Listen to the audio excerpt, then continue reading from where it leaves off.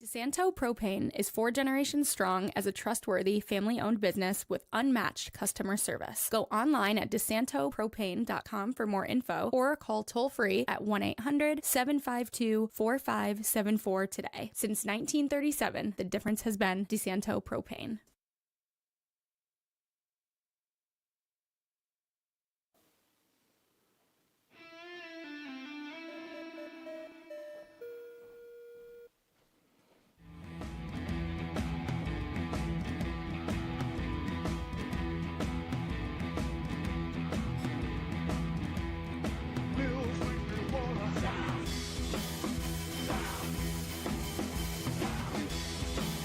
Hello, everybody. Welcome into Bills Weekly here on FingerLakes1.com. I am Paul Russo, joined as always by Jim Senecropi and Kyle Evans. For the first time in almost a month, it's a Victory Monday here on the podcast. Bills easily taking down the Carolina Panthers 40-9 yesterday, so we'll break down all the stuff from the game. Some of the headlines going into a big week against the Kansas City Chiefs in Orchard Park coming up on Sunday. But first, I think a couple more of our sponsors, including Finger Lakes Partners Insurance. You can get the insurance you need from the people you know at Finger Lakes Partners Insurance, the Finger Lakes Insurance Agency for your home, auto, or business. You can get an obligation quote today at fingerlakesinsurance.com. And Lil John Barbie Orthodontics. Dr. Lil John, Dr. Barbie, and their outstanding orthodontic team share a common goal to ensure the overall wellness of each of their patients through their exceptional orthodontic care. You can check them out online at liljohnortho.com. All right, guys. So, kind of got off a little bit, admittedly, to a little bit of a slow start, as some people would say, but the Buffalo Stampede certainly ran through Charlotte in the end. 40-9 victory over the Panthers. So, I guess initially here, you just have to really look at this at the surface and be like, okay, come out of the bye week, handle whatever noise you were able to handle following those 2 losses going into it, and you really kind of got a win that you should have had and you handled easily, and at the end of the day you get out of Charlotte with a big win, which is what you needed. But this is Buffalo. Sure. This is a Buffalo market where nothing's too good. The passing game is the number one complaint today, and I guess rightfully so, the way that started. Again, no separation from the receivers. A lot of the plays were screen passes. Seems like that's what they incorporated into their offense after the bye, which it did work to Shakir a few times. But overall, and Josh, of course, too, could have been better. But overall, you saw the same glaring problems. And there's 8 days to go until the trade deadline. And if this team doesn't make a trade for a top receiver, they're just delusional at this point. Yeah, I mean, it's a good win. I mean, Carolina's been playing good. The Bills got to go on the road.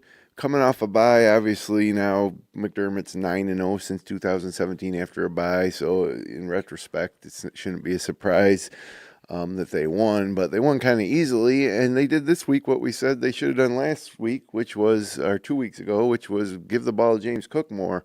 And, I mean, Cook was unbelievable. It's tough to rack up passing and receiving yards when your running back's running for over 200 yards.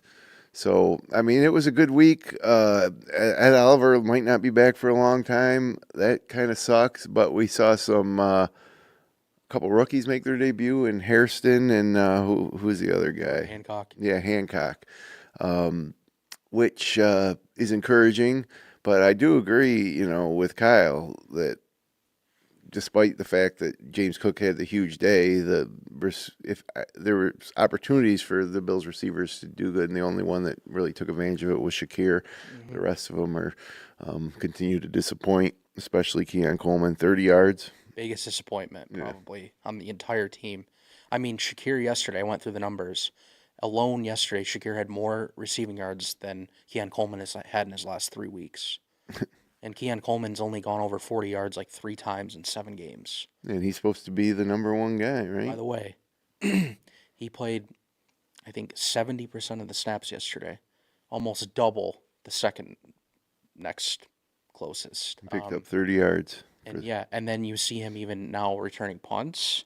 Which you usually don't want to do hammered. that. Yeah, you don't usually want to do that with your top receiver. I think the Bills are figuring out, man, if he can't give us anything in the passing game, I mean, he's got to do something if we're going to keep, making him active.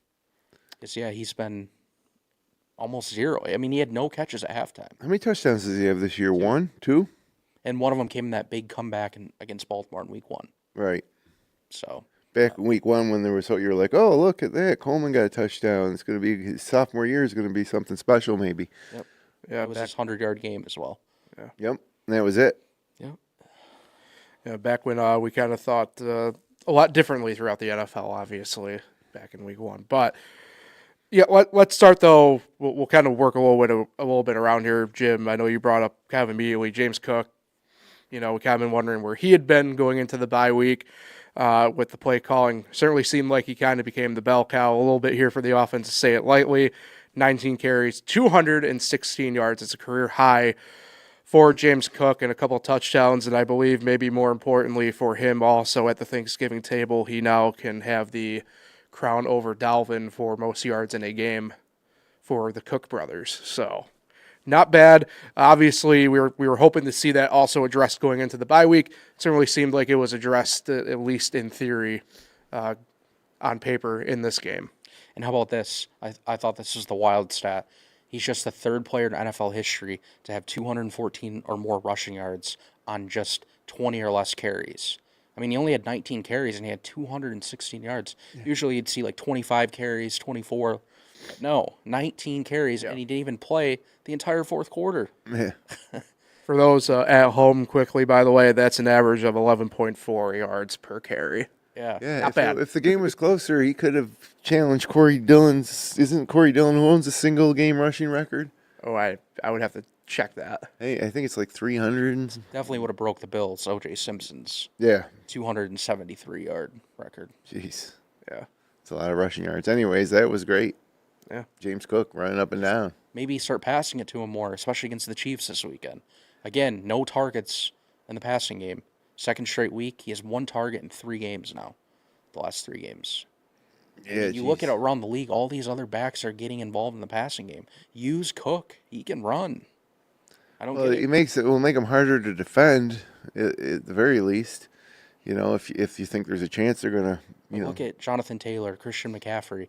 Yes, they're running a ton of yards, but they're also getting involved in the passing game, and they're getting little screen passes and stuff like that. I just think they should do that, but maybe they're saving it for a game like the Chiefs. On film, the last 3 weeks, you don't see Cook involved. Is this the game where all of a sudden now he gets involved? I think maybe that'd be a good game plan. It will be interesting to see against the Chiefs because the Bills have changed their profile, I guess, from week to week. Yeah. So we'll see what happens next Sunday when Kansas City comes to town. Do you have an update? The record, by the way, is actually Adrian Peterson, who was in the news for all the wrong reasons once again. Oh, yeah. 296. That's it? Is the mark. Yeah. Then it's Jamal Lewis, Jerome Harrison, and then Corey Dillon in 4th, actually, Jim. So what was his Corey Dillon's? 278. All right. Yeah. And O.J. Simpson was 273. Yep, that is spot on. So, a little food for thought, facts of the day. I don't know, whatever the hell you want to call it. Those are big rushing days for sure. Yeah. So you shouldn't see those numbers in an NFL game against an NFL defense. Those are like high school football numbers when there's a big mismatch. Yeah, I think we call that establishing the run. Yeah.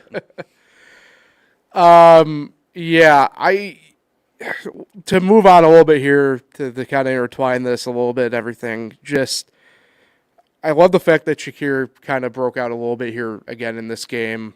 Obviously, Kyle, me and you talked about off air. It was a little bit of the kind of usual stuff that we kind of saw, right? It's like Shakir post routes and Kincaid over the top, and we mentioned already a little bit with the other guys like Coleman and stuff like that, but like you can't win in the passing game that way, and it kind of showed a little bit, I would say, numerically speaking, right? Josh Allen, 12 of 19, obviously doesn't. How many rushing yards did he have? Like 7? Yeah, 7. Which is also an anomaly, but right. I guess when things are working, why risk it? Right. Yeah, but I just look at it from that number standpoint of 12 of 19, 163 yards and a touchdown. It's when you got a guy like Josh Allen, right? You can't. To me, that at least the yardage has to be nearing 200 at worst, right? Like this was just not not there. And I get, right, the run game is a little bit to play here. I'm not going to sit I here and mean, like, deny if that, James but, Cook runs, what was his longest touchdown run? Like, he had the longest 64 yesterday. yeah, so, I mean, there's 64 potential Correct. passing yards that are eaten up by James Cook in one run. Right, but I don't know. For the people out there who also maybe do deeper numbers, like, Josh's quarterback rating yesterday was 108, but his QBR was a 46.2. So it's one of those things where it's like, what numbers do you want to really believe? What do you not want to look at? I don't know. Well, let's put it this way. I mean, there's nobody that thinks that Josh Allen's the Correct. issue, right? So No. his numbers were down. We'll blame that on the receivers, I guess, or the play calling. And it's tough to evaluate any of that stuff when you win 40-9. Correct. Yes. The next time there's a close game, yeah. probably next week, that's when we'll kind of see the real deal, I guess, in terms of how bad this passing game might actually be. Or they might surprise us. And remember, this was just a 3-0 game in the first quarter. Correct. That's when Josh was struggling the most. Yeah. Right. And parts of the second quarter.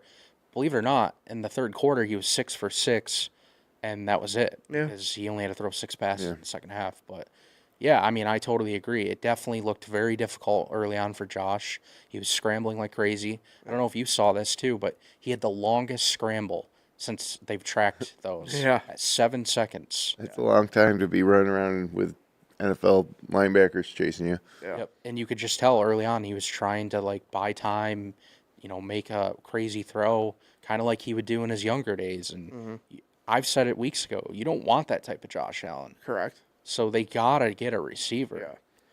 Carolina's defense is statistically pretty good. So Yeah. so They were pretty decent going in. putting up 40 points on them, no matter how you do it, is a good accomplishment. I just have trouble. Like, they're coming off of 2 straight losses. Yeah. Now they come back and win 40-9. It's tough to be too upset. No. If they could have gone on the road and got upset by Right. Carolina, then you're in and then you're one game back in the AFC East. I think it's really just because it's repetitive with the passing game. Yeah, I agree. That's all it is. I agree. And James Cook isn't going to put 216 yards on the board every week. Like this week and against Kansas City, I mean, it is not going to be easy at all. Like, the passing game is really going to get, like, it's going to be really glaring. I mean, their defenders, they're going to lock down these. Like, Keon Coleman's not going to have space. Yeah. So You're gonna have to that's why scheme. fans are panicking. They're going to have to come up with a good scheme next week for sure. And and that's the thing, right? Like, I probably shouldn't necessarily say this is a Josh Allen issue or the way I implied it, right? But, like, it's just one of those things where it's like, we know what Shakir is, and he's obviously the gold star on the offense in terms of those guys on the wideout side. But, I mean, you get outside of him again, it's just... There's nobody. Palmer was out. Yeah, I mean, the Doesn't help. only other actual wide receiver that had a reception yesterday outside of Shakir and then Keon Coleman is Elijah Moore.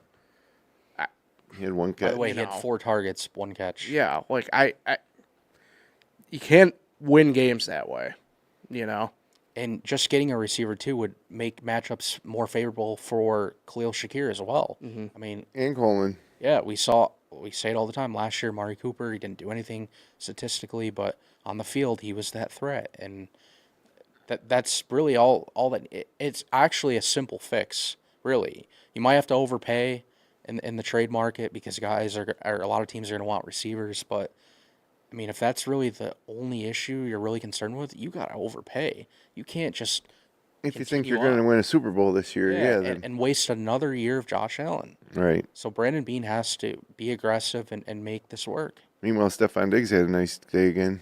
Yeah, touchdown. So I mean, I don't know if you got this on the schedule, but who do the Bills go for in as a trade target? I mean, I think the easy answer at this point is Calvin Ridley, but he's hurt. The dream is Brian Thomas Jr., who's Well, reportedly available. Yeah. Wait a second. Why? They want to trade Brian Thomas Jr.? That's the report a few days ago that they're as long as they get a good enough package, they would be willing to do it. Yeah, of course, it's going to be an insane package. Yeah, there's something going on there between him and Jacksonville that I just don't know if it's scheme with Luke Cohen or something, but it's just not Off to a working rough out. start this year. Yeah, it's just not working out. And they say Chris Olave won't be traded. I think it's to drive up the price. I think he will. I think some team will be aggressive enough to include what they want in draft picks and get a deal done. I think it's literally business side. And then Shaheed, the other guy in New Orleans. Oh, I'm not a big fan.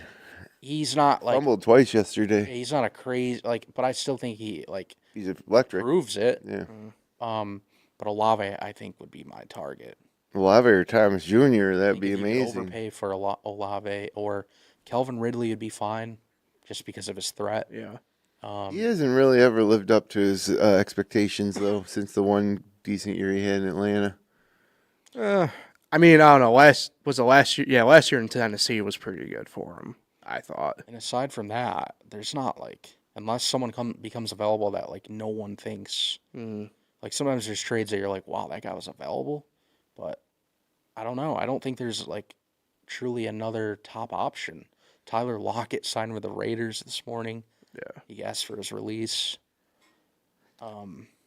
Yeah, unless you have Tyler Lockett ain't the answer. I mean, there are teams out there that I don't think are going to do the thing that they should, where it's I wouldn't say blow it up. It's tough to do that in football. Punt on the season. than it is in other sports, right? The But Saints, you could do it. Jacoby Myers, but I still don't think. well, I was thinking. I think the pipe dream for the Bills would be more of a Jordan Addison type player. I just don't think it's going to happen.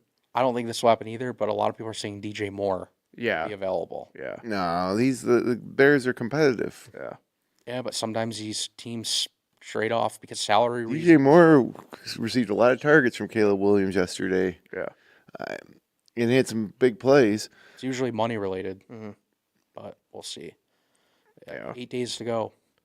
Yeah. Sure, Bean's already on the phone making. Brian Thomas Jr., huh? Jeez. You know, I like the Jacoby Myers, too, just because he seems like the possession type of receiver, reliable. Adam Schefter said the Raiders want a third-round pick for Jacoby Myers. Done. Yeah. Yeah. You know? Yeah. Keon Coleman was a first-round pick. If that's what it is, yeah. You gotta Myers do is it. relatively young, too. Ish, yeah. Isn't he 29? Yeah. So he's still got some miles in the tank. Yeah, I mean, at least 3 years with Yeah. Buffalo, at least. Yeah. Plus, he's not he's a smart receiver. He's a fundamental receiver. He's those kind of guys. If they can stay healthy, sometimes get better into their 30s. Well, no, I mean, it reminds me a lot of a guy, and he ended up playing in Buffalo, funny enough, obviously, but it's kind of like the Emmanuel Sanders prototype, where definitely probably raw initially coming out, but by the time they leave their NFL careers, it's at worst, it's Hall of Very Good type stuff. You know what I mean? Well, let's get them all. Yeah. A couple other Get names. them all in here. This is just an article, not my options. Christian Kirk of the Texans. Yeah, I mean, Old Adam Thielen yeah, is number 7 on the list. Nah. And of course, they have Jalen Waddle number 4. I'll say it again. they're not Miami going. Dolphins are yeah. not trading in division Yeah, with the Buffalo Bills for Yeah. right. and helping them out. And Waddle's like their only. I mean, they still got to sell tickets, right, to their games.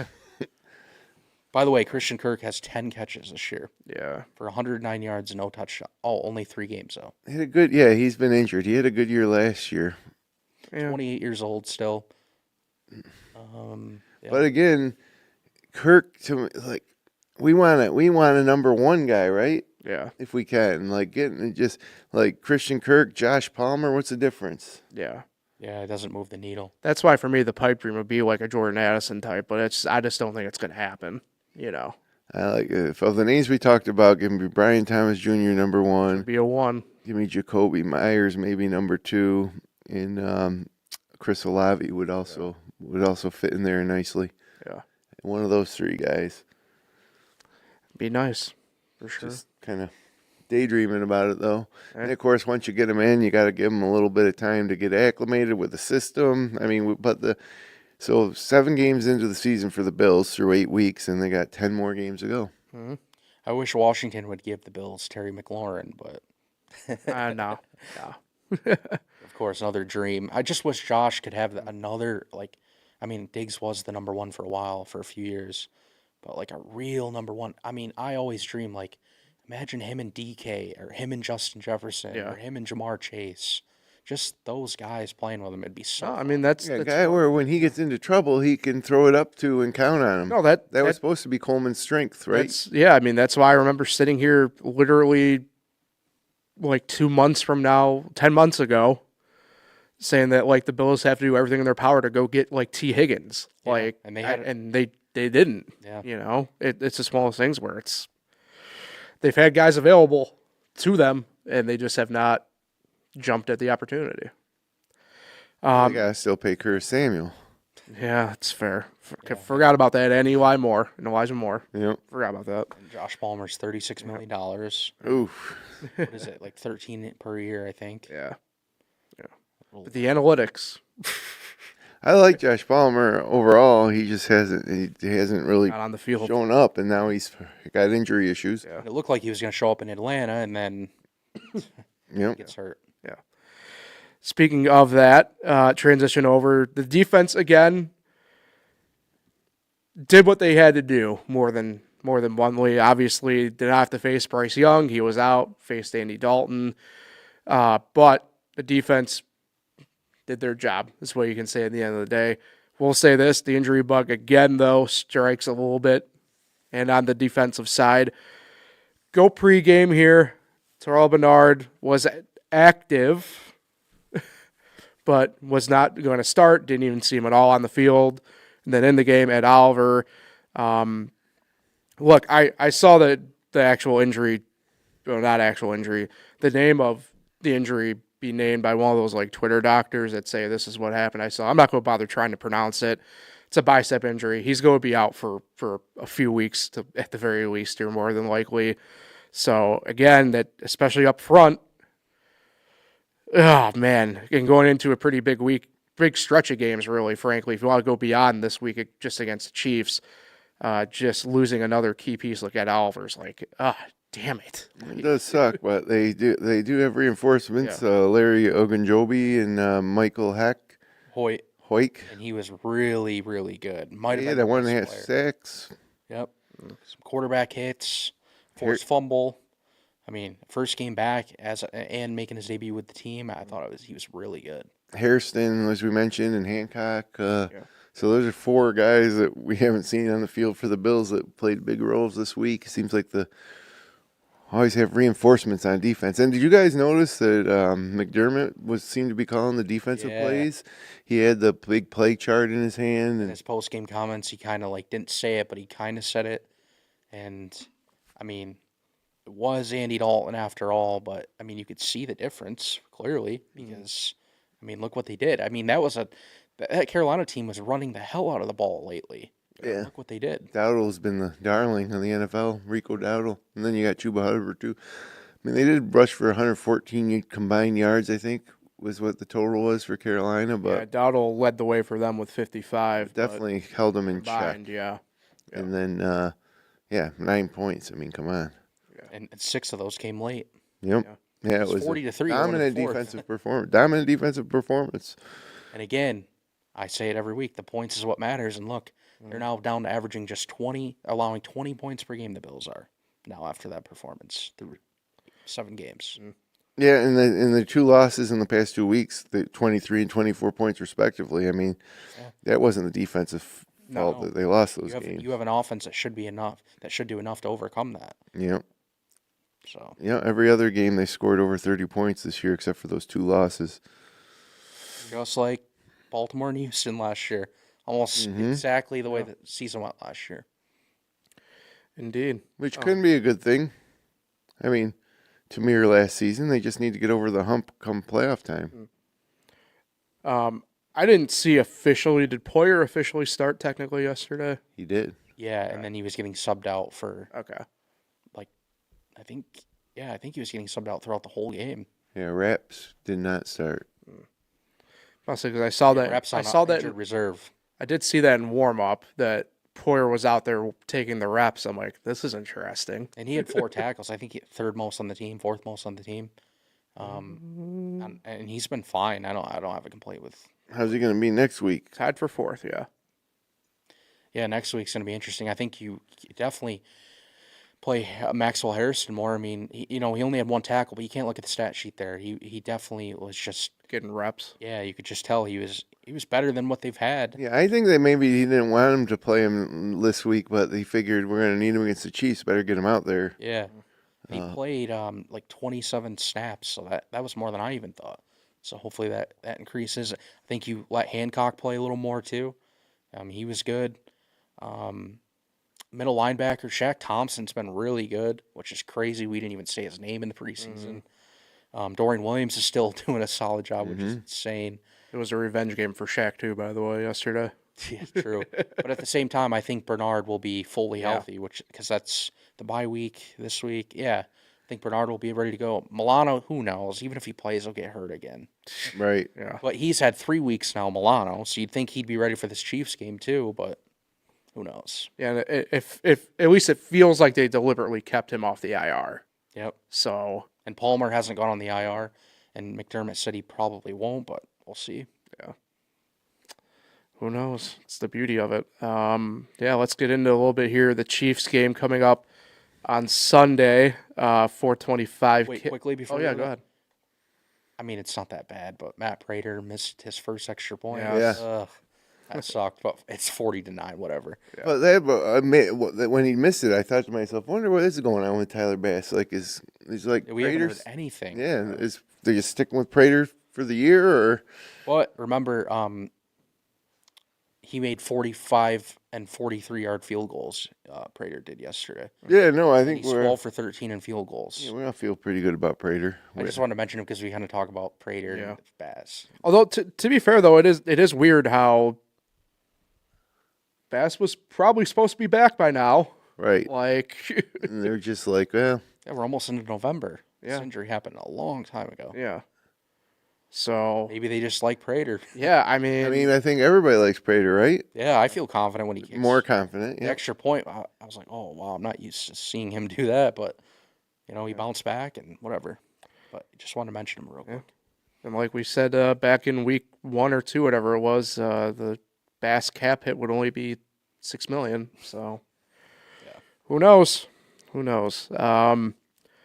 Yeah, Chiefs at the Bills, 4:25 on Sunday.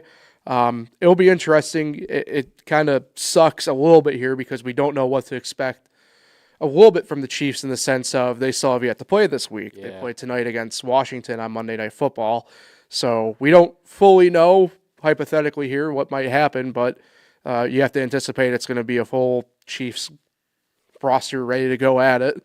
And what's become, it's interesting. I will give Tony Romo credit here. He is right.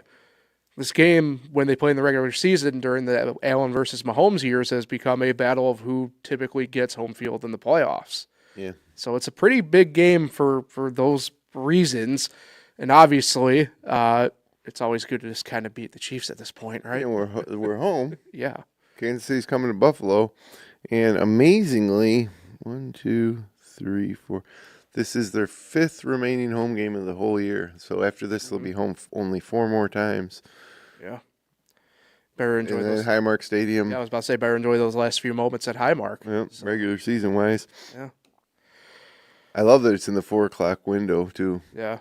CBS, I know, is doing their pregame show on the road in Orchard Park this week as well. So, Bills Mafia, show up, show out, as they would say. And remember, when these teams face off in the regular season, it's so different than the playoffs. Yeah. The Bills have won 4 straight against them in the regular season, including last year in Buffalo, 30-21. So, for whatever reason, it's just like the Bills do well in the regular season against them, and then And that's why, with them coming to Buffalo, that if the Bills were to lose this game, it would be almost devastating. yeah, Just given the fact that we usually do at least be in the right. So if we lose to them in regular season at home, what kind of hope does that give you that you're going to be able to beat them on what most likely would then be on the road in the playoffs? and get this: the 4-game win streak against them in the regular season. 3 of those games have come at Arrowhead. They're 3-0 at Arrowhead in the regular season. Crazy. Yeah.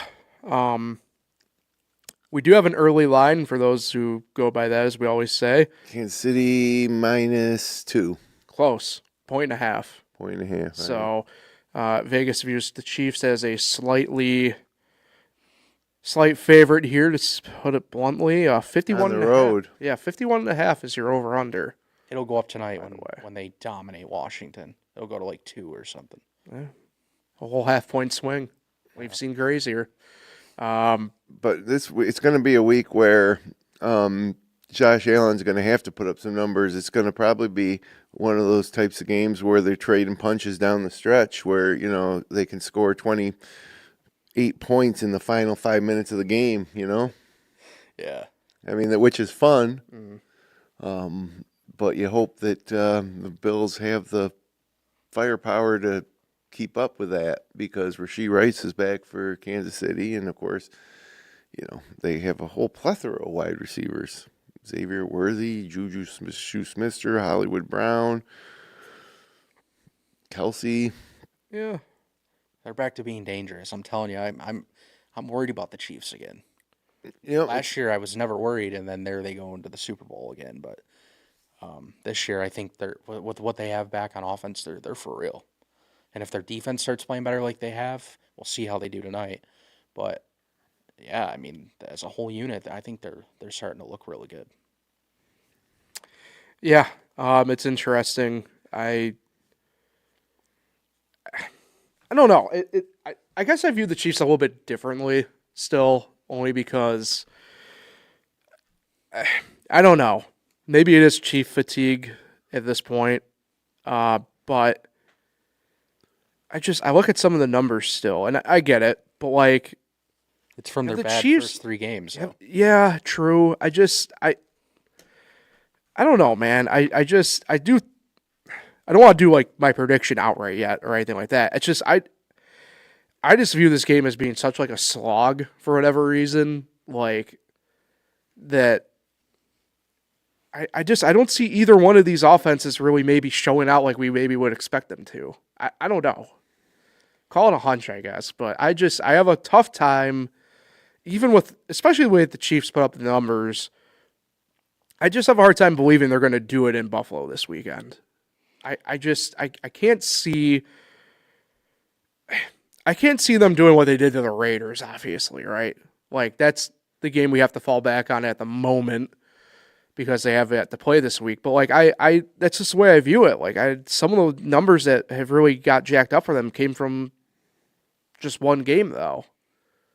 I don't know. Maybe I'm off base. Like I said, maybe it's fatigue. I don't know. But I think, again, this is a spot where I think the Bills can kind of just assert themselves a little bit on the Chiefs here, hopefully. And I know we've been talking how these kind of teams are similar or not as similar, whatever you want to call it. It's just, I think this is the time you really have to freaking do it, The thing is, I don't work, like I said, they've had really good success against them in the regular season. Yeah. I don't worry about these regular season games. I worry about January. So, yeah, I mean, I feel okay about this game. I mean, the Chiefs are playing really well, though. And you're right, though. They've had games in the regular season where they're lower scoring. I mean, the Bills have only put up 30 points against them in one of the last 5 games. And the Chiefs have only scored 30 against the Bills in one of the last 5 games. So, I mean, some of the battles are tighter, 27-24, 23-20. So I think it is going to be lower scoring like that. But at the same time, whenever we predict something, the opposite will happen. Yeah. It'll be a fun game, that's for sure. I mean, probably, going back to week 1 against Baltimore, there hasn't been a game on the Bills' schedule that you really had national interest. So that'll be the game of the week for sure. And it's, like I said, 4:25 p.m., 4 o'clock window on CBS. Should be fun. Yeah. Gonna be a little chilly. Looks like the temperature's gonna, dropping down into the low 50s, upper 40s on Sunday. Good thing it's not 4 hours later at 8:25. Yeah, it'd be a lot colder. I mean, anybody that woke up around here this morning, it was like crisp winter wonderland. Jeez. Yeah, I don't know. I almost T-boned somebody because freaking the fog is just that thick this morning. So it was something. That was fun. But yeah, either way. Yeah, 47, partly cloudy at the moment per the report here on the sheet. So Good football weather. Fall, I was gonna say fall football weather at its finest for a lot of folks. So, What's our predictions? I mean, I'll go first here because I'm alluding to it. I do think Buffalo wins, but I just think it's going to be a bit of a slog here. I'm going 19-17. The Bills win. I think it's going to be. And you mentioned football weather type stuff to a degree here, Jim. This is one of those where you see on NFL films the old linemen have knuckles bleeding and taped up. That's the way I kind of view this game in a way. I'm going to go Bills 24, Chiefs 21.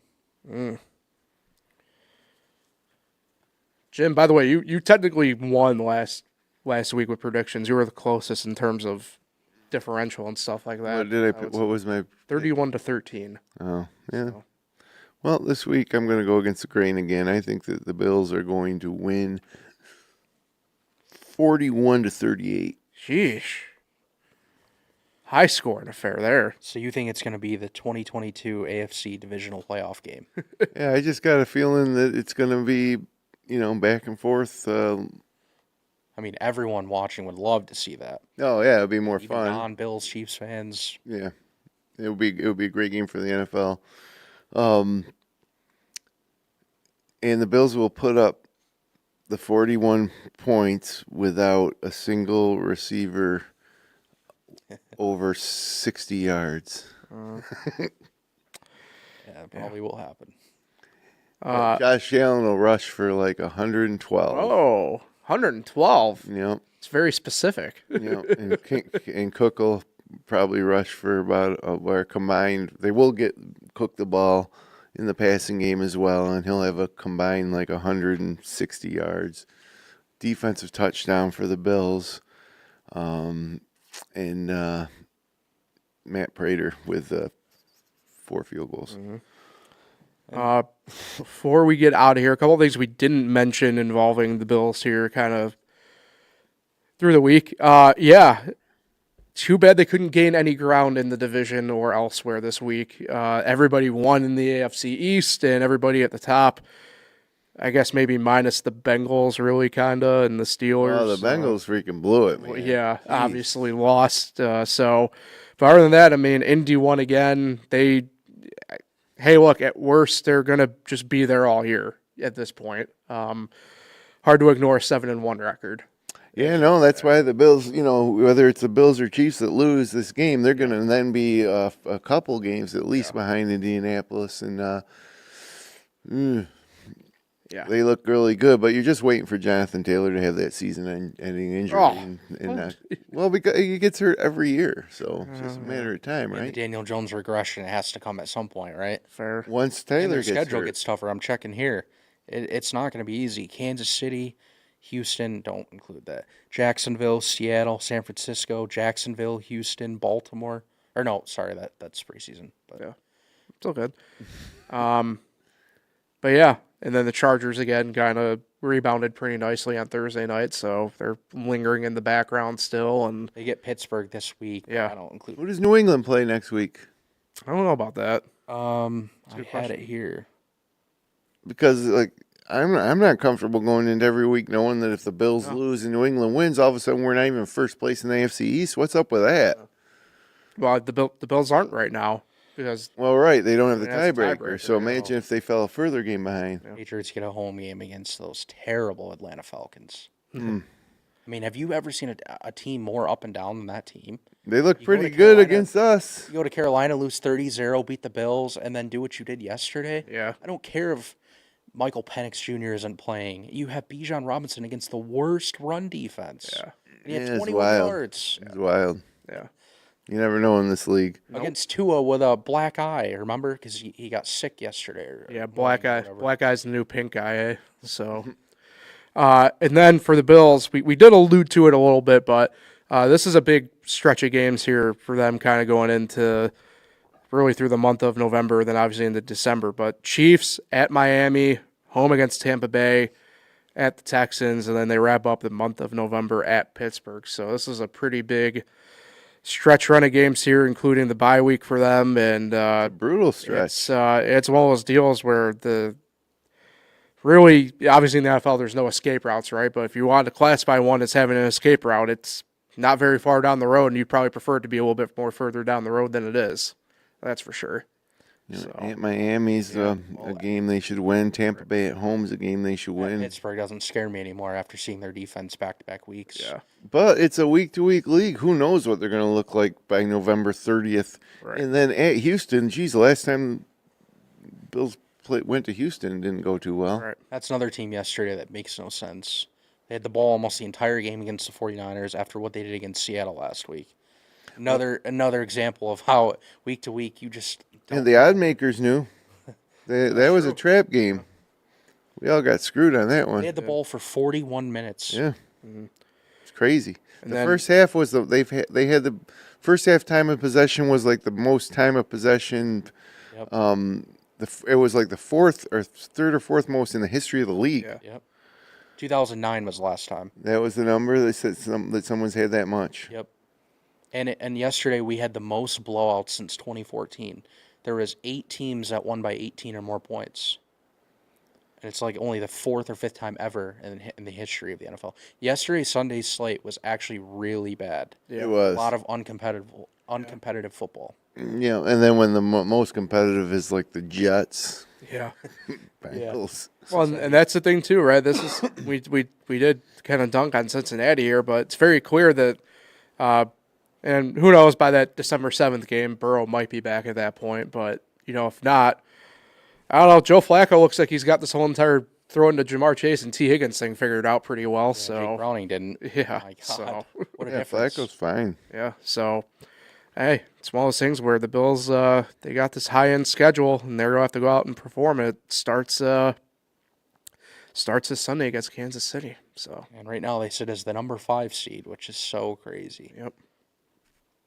That would move up if they can win next week. All right. Well, speaking of next week, Jim, you're going to be in the captain's chair next seat, man. Making You're a off. return under center. How you feel?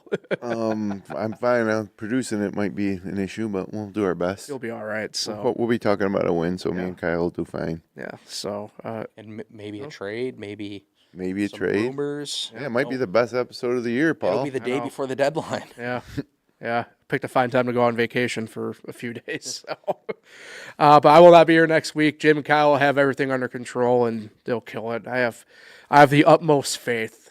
You will do fine, Jim. It's like riding a bike. You'll do all right. There'll be a lot to talk about, I think, next Yeah, week. So, hopefully, like you said, it'll be another victory Monday in here, and everything will be good and get to talk about. Hopefully, like you said, Kyle, maybe a couple trades or something. Who knows? Hopefully the good stuff next Monday. Hopefully the Patriots aren't making one to get better because, man, Yeah, they've looked good.